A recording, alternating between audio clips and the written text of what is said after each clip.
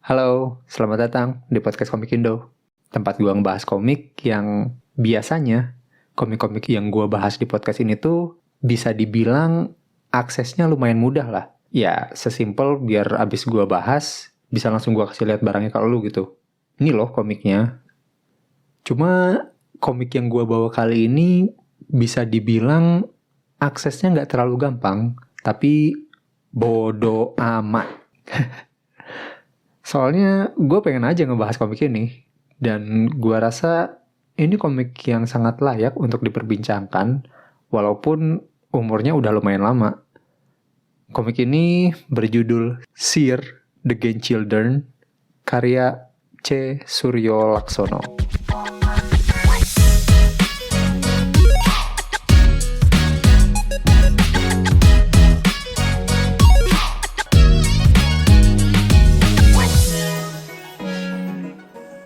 Seer adalah komik yang dipublikasikan volume pertamanya di tahun 2010 dan diterbitkan oleh penerbit Koloni. Komik ini tuh nyeritain perjalanan seorang anak petani bernama Abi yang mencari adiknya. Mereka berdua kepisah saat terlempar bersama ke masa depan. Dia dan adiknya jadi objek percobaan sama para peneliti Indonesia yang lagi eksperimen ngebuat mesin waktu.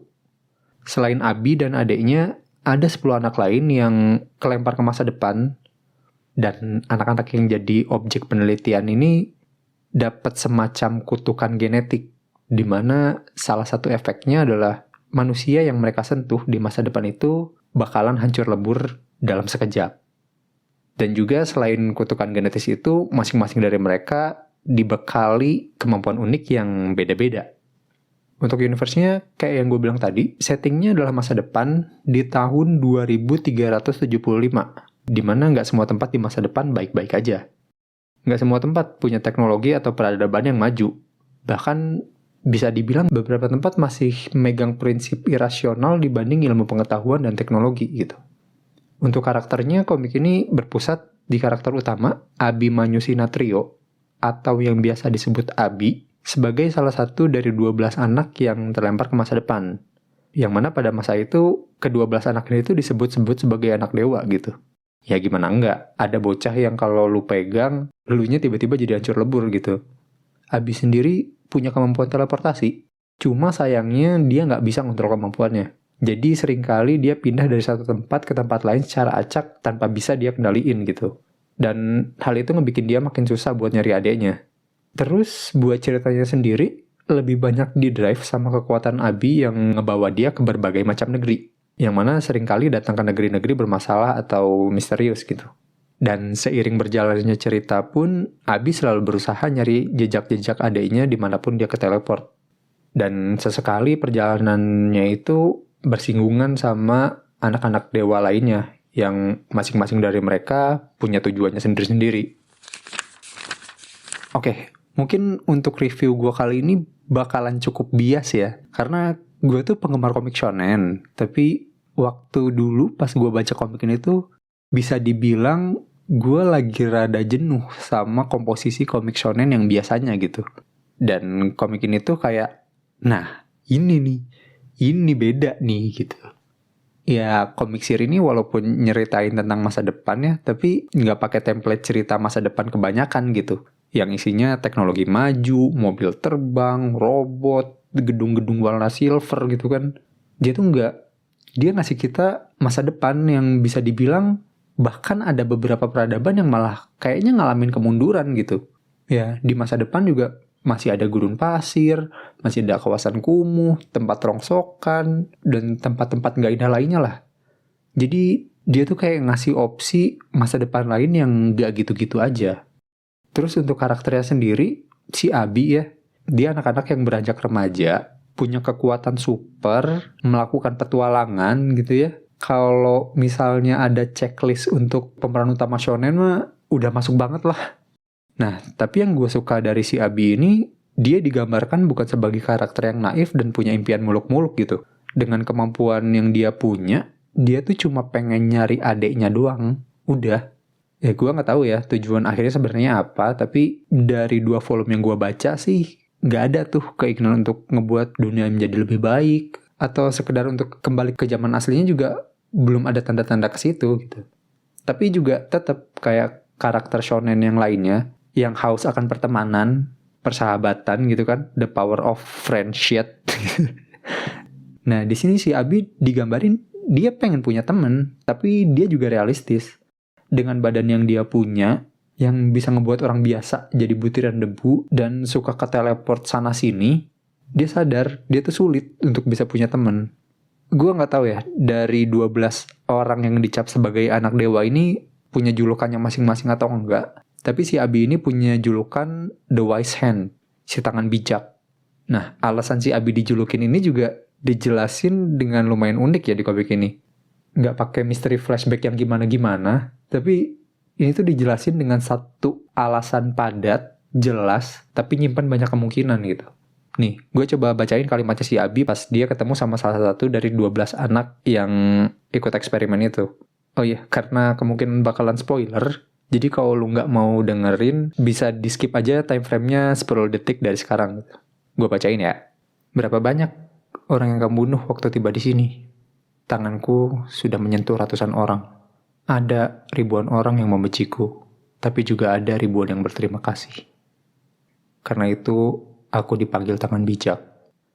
Nggak tahu kenapa ya, dari kalimat-kalimat itu gue ngerasa ada sisi kanak-kanak yang nyalahin diri sendiri atas orang-orang yang mati akibat bersentuhan sama dia gitu. Tapi di lain sisi juga seakan dia ngasih tahu kalau mau segimanapun pasti akan ada yang suka dan gak suka sama yang lo lakuin gitu. Dan yang bikin gue suka sama karakter ini juga dia tuh cukup utuh sebagai seorang karakter. Dia punya kekuatan, punya kelemahan, punya tujuan, punya masa lalu, punya keinginan, ya boga kahayang lah. Dan ya keinginannya itu keinginan yang dipingin orang-orang atau anak-anak di umur dia pada umumnya gitu. Oh iya, satu lagi, icon karakter. Si Abi ini punya icon, walaupun bisa dibilang cukup simple ya. Sebuah buku tulis gitu, yang selalu dia bawa kemana-mana. Tapi gue rasa dia bisa cukup jadi karakter yang ikonik sih. Ya, pakai dandanan jaket yang kebesaran, plus buku tulisnya. Terus buat ceritanya sendiri, gue suka dimana komik ini ngegambarin cerita ngehubungin dunia yang penuh petualangan di sana dan dunia asli realita tempat kita tinggal gitu.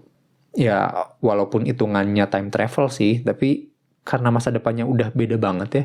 Gue rasa bisa disebut juga kalau bahasa sekarangnya mah isekai lah. Tapi untuk ukuran isekai pun ini alurnya nggak ketabrak mobil story begin gitu. Enggak. Di sini ada asal-usulnya. Dan jadinya gue yang baca pun jadi bisa lebih nerima gitu. Oh, kenapa dia punya kekuatan gini? Oh, kenapa mereka ada di sini gitu. Nggak cuma Hompimpa Aleum Gambreng jadi gitu. Terus juga gue suka referensi yang dipakai sama komik ini. Walaupun kayaknya nggak semua kalangan relate sih. Kayak Joki 3-in-1 yang bahkan kayaknya pas komik ini awal 2011-an keluar pun kayaknya Joki 3-in-1 udah nggak ada ya. Terus juga ada Partai Pengemis, Panji Tengkorak gitu. Itu mungkin buat beberapa anak 90-an atau setelahnya nggak begitu familiar sama Panji Tengkorak. Gue pun nggak, tapi gue jadi cukup nyari Panji Tengkorak gara-gara komik ini. Dan ini lumayan menarik. Oke, buat gue pribadi, komik ini bakalan jadi komik yang selalu bisa gue rekomendasiin ke teman-teman gue. Ya, walaupun komik ini bisa dibilang cukup lama, dan kualitas gambarnya pun lumayan beda dengan komik-komik Mas Suryo yang sekarang, tapi dari segi cerita, gue suka banget sih ini. Yang paling gue suka dari komik ini tuh, tidak lain dan tidak bukan ya ide ceritanya itu sendiri. Mungkin kalau lu ngikutin karya-karyanya Mas Suryo ya, gue selalu ngerasa ide cerita komik dia tuh out of the box gitu. Ya kalau bahasa Indonesianya mah ngawur lah. Tapi menarik gitu. Ya, ini dia punya komik yang cerita soal tawuran ngerebutin dana bos lah. Cerita agen rahasia yang kekuatannya pakai barang-barang embo-embo jamu, tukang bakso. Terus juga ada cerita di mana buku komik itu jadi ilegal kayak narkoba gitu. Gue tuh ngerasa tiap ada komik baru dari Mas Suryo, gue tuh selalu mikir cerita apa lagi nih yang dikeluarin gitu. Ya walaupun komik Sir ini bisa dibilang udah cukup lama hiatus dan mungkin chance buat diterbitin ulangnya juga kecil banget. Tapi ini salah satu komik Indonesia yang sampai sekarang masih jadi kesukaan gue. Dan kalau bisa sih, pengen baca ceritanya sampai tamat gitu. Ya, sekalipun media yang dipakai beda. Sebenarnya masih banyak yang pengen gue bahas dan diskusiin tentang komik ini, apalagi setelah gue baca ulang gitu. Kayak, anak-anak ini tuh udah berapa lama sih mondar-mandir di masa depan. Terus juga ada salah satu scene villainnya nyanyiin lagu Indonesia Raya gitu. Nggak tahu kenapa gue merinding aja anjir. Terus juga gimana kombinasi dan kabar 12 anak dewa lainnya gitu. Tapi ya gue takut malah jadi kepanjangan dan makin banyak spoiler. Cuma ya barangkali lu udah baca komiknya atau mau ngobrol-ngobrol soal komik ini lagi, ntar kita DM-DM-an aja lah di IG. Akunnya ada di deskripsi podcast. Dan oh ya, komikusnya sendiri setahu gue terakhir lagi ngerjain komik di Reon. Dan beliau juga ada project komik indie juga yang lagi-lagi ceritanya luar biasa nyeleneh. Ntar link lapak komiknya gue taruh juga di deskripsi. Mungkin segitu dulu kali ya untuk review episode komik kali ini.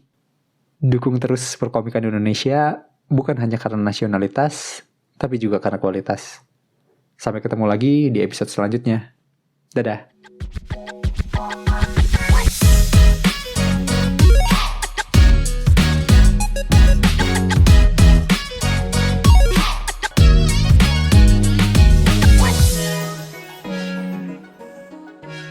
Side notes, sebenarnya gue tuh nahan-nahan dari tadi.